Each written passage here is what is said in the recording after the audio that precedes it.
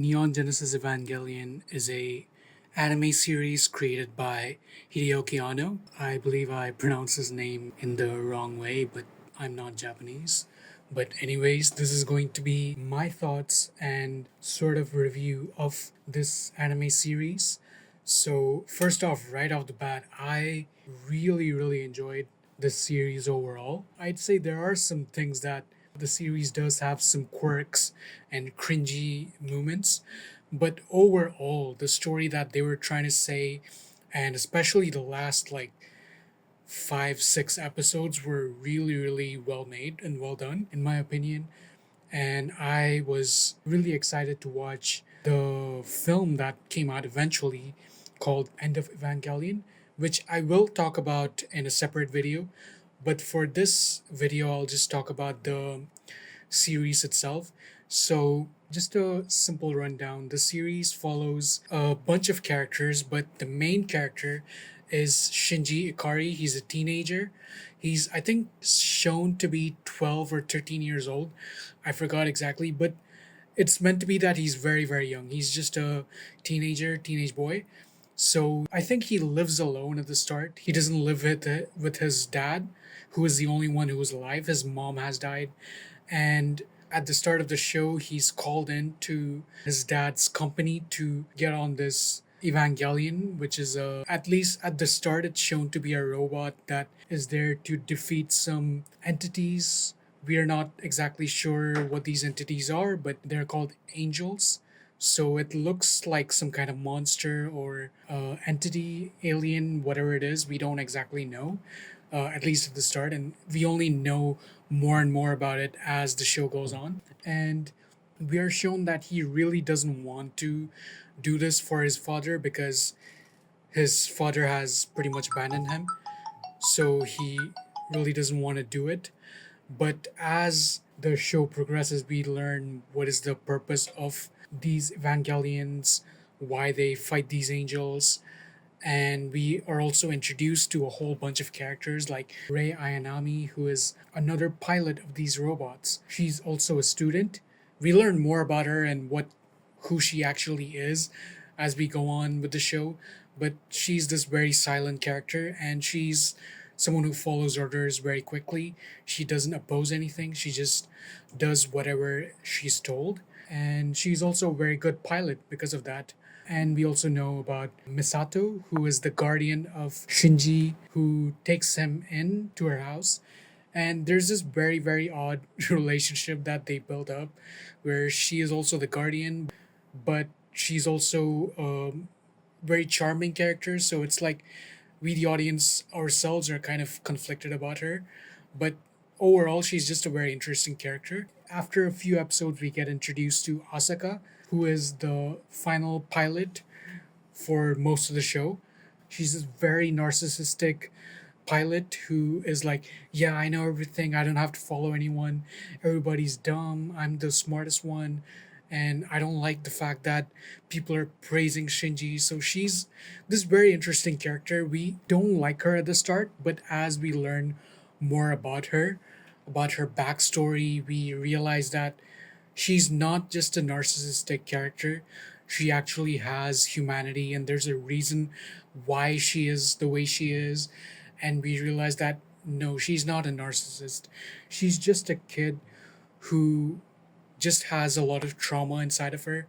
And we learn that all these pilots also have a lot of trauma. And in fact, that is actually the reason why they were chosen to be the pilots. So there's a lot of like crazy things that are revealed as the show goes on. And that is when I want to get into the spoiler territory. So if you're watching this video without watching the show, I would say I highly recommend it. Please do watch the show if you're thinking about watching it. It's a very short show when you think about it. It is only 26 episodes long. Each episode is only 20 minutes. So if you binge watch it, you would only take like 2 or 3 days. So please do go watch it if you have time. Even if you don't have time, just go and watch it. You might like it, you might not like it, but it's not that long of a show where there are like tons and tons of seasons. It's only one season, so do check it out. So yeah, continuing on, I would say the thing that I like the most about this show, more than the action sequences and the comedy, etc., is the way that it delves into the psychology of these characters, which I think is the highlight of the show. Whether it's Shinji, Rei, or Asaka, and even Misato and Ritsuko, who are also really important characters. I love the way that the show delves into these people's backstories and really lets you know why they are the way they are. And I know that it's not going to work for everyone. I'm pretty sure they might find it very pretentious, which is perfectly fine. Like it's not going to be a show for everyone. But to me, the way that the show handled these characters was very well done in my opinion. They really became very fleshed out. Like the first few episodes, they're not very fleshed out.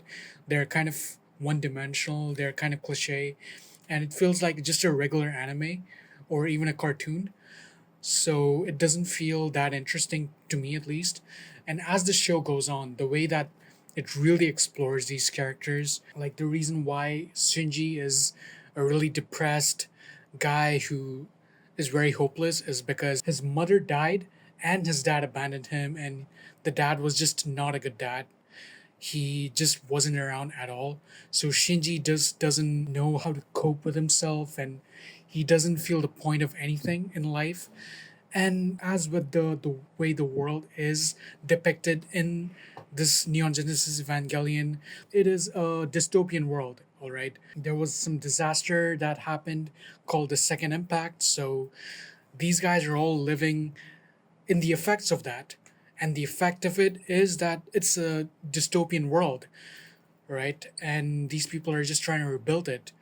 So that is why this guy is so hopeless and lonely. And then we get to Rei, who is not even a human being. She's a clone. She's a clone of Shinji's mom, who is Gendo's wife, right? She's like a young clone of this woman. So she does not really have a soul, but she does have a soul. Like it's like they show multiple things and it goes really fast. A lot of dialogues are said very quickly, so it's easy to miss. But from what I was able to find, she is meant to be a clone that has a soul, but she is not fully human because she's still a clone. And that is the reason why she acts the way she acts. She acts very weird and she doesn't react to like like I don't even know how to say it, man, like sexual assault. And she doesn't really react to it because she's not really a human being in the first place. So it's really strange and weird, but this is the story that's being presented. So there's a lot of really deep things that are in there. And then Asuka, who her mother is meant to be just this insane woman. She went crazy and she just decided to completely abandon Asuka for a doll. So, it's some really deep, crazy, fucked up stuff that is being presented. So that is why she has become a completely narcissistic woman, because deep down inside, she wants to prove to her mom that she is actually a really capable person who's very talented so that she can get the attention of her mom. But of course, her mom has already died. But she still is so traumatized that she wants to be better than everyone so that deep down inside she could always prove to herself at least that she's this very important girl. And yeah, that's the fucked up thing that is being presented in the story. And then Misato is also a very interesting case where her dad also passed away. He was never really around, but he saved her just in the second impact, and then she has very conflicted feelings around men, and she couldn't really trust men.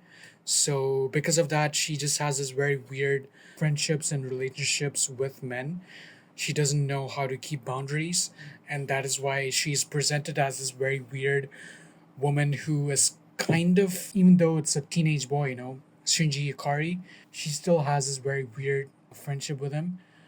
And she also has this very love hate relationship with Kaji, who is her ex boyfriend, who eventually becomes her boyfriend. So, it's presented. She's a very interesting character because she's meant to be like the head person of this whole operations. So, yeah, there's a lot of like things that are presented. She really is a very professional woman. But when she gets home, she's just drinking beer and she doesn't care about anything. She just eats cup noodles. She's very lazy. She doesn't care, and she just expects the like Shinji to accept it. So you get a lot of like, this is what she wants her father to accept. Apparently, so it's kind of very Freudian and psychological. So that was also very interesting. And then you got Ritsuko, who, oh man, like her character is also very tragic. So this Gendo guy is like he did not only fuck up Shinji's life, but he also fucked up the life of Ritsuko's mother, who is a researcher and computer programmer in this facility. He also fucked up Ritsuko's life completely from everything that is shown in the show. So like I don't even know how to say it. Like he basically had a relationship with Ritsuko's mom and also Ritsuko's, so it's like completely fucked up. There's no way to even describe it. It's completely fucked up. So in my opinion, like the villain of the show is Gendo, in my opinion. Like there's no other way to really look at it. Like every single thing that has happened throughout the show is because of Gendo. Like his plans, his way of doing things, his motivations is the reason why so many characters had so much fucked up backstories. So yeah, in my opinion, like Gendo is the villain of the show. And Gendo's character is also kind of interesting. Like he is a villain, but at the start he's not really presented as a villain. And even up until the end of the show, and then when the movie comes out with End of Evangelion, he's not exactly the villain, but he is the villain. you know, it's very weird to describe, but he is both the villain and the catalyst for the show. And this guy is trying to reset humanity because he wants to be with his wife, and that is why he completely screwed over all these people with both science and also in relationships. Like he's handling this organization called Nerve, which answers to the UN, also SEAL, and they're trying to bring about the human instrumentality project, which puts every human in together. Yeah, I guess he's one of those guys who's like the ends justifies the means, so he just doesn't care about anything. So his whole thing was also very interesting. So that aspect of this psychological exploration was also really interesting to me, as well as the way the religious symbolisms were presented, because there is a theory that Hideaki Anno just did it so that it looks more cool, but I think the way it's presented is way too detailed to just be something that is there to be cool, in my opinion. And that is what other theories have said as well. All of this, the way it's presented, is something that I feel was very, very interesting to me. And it has really reignited my passion for animation because, when I was a kid, more than live action films, I was much more interested in animation. So after watching the show, I really want to watch more anime. I want to watch more cartoons. I want to do something with animation after watching it because there's really so many things to explore, so many things that you could do in a better way than live action, I would say.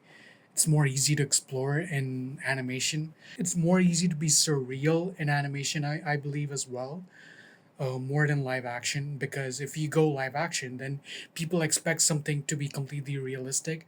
But when it's animation, that barrier is not there as much because either way, you're presenting something that's animated. So you got a lot more leeway with that, I believe, and that is what the show does so well as any other anime, I would say, like even Studio Ghibli or children's animation, um, any kind of other animation. I think there's really a lot of things that could be done with animation, that you don't have to follow the rules of reality. You could be much more cerebral and surreal and really explore the subconscious mind. So I think that's what is really fascinating to me about animation, and what is fascinating to me about this particular show, Neon Genesis Evangelion, as well. Yeah, these are pretty much my main thoughts on the show. I know I could explore more, but for now, this is what I think of this show. Definitely, it's a show that you have to watch, and even if you have watched it, you might not fully understand everything, but the show really lies on the characters, all the characters that are there, the way they were explored. I love the way that they were explored. So this is the type of show that I like. This is what I like about shows like Twin Peaks as well, or even Breaking Bad. The way they explore the characters even more than the shows, fancy elements like action scenes and the weird elements that are there. So yeah, that's basically what I think. So yeah, I would get back and talk more once I do a video on End of Evangelion. It is the alternate ending of the show, and it's definitely one of the best films that I've watched ever. So I'll get back and I talk more about the show as well in that video. So yeah, that's it for now, and I'll see you in the next video. Bye.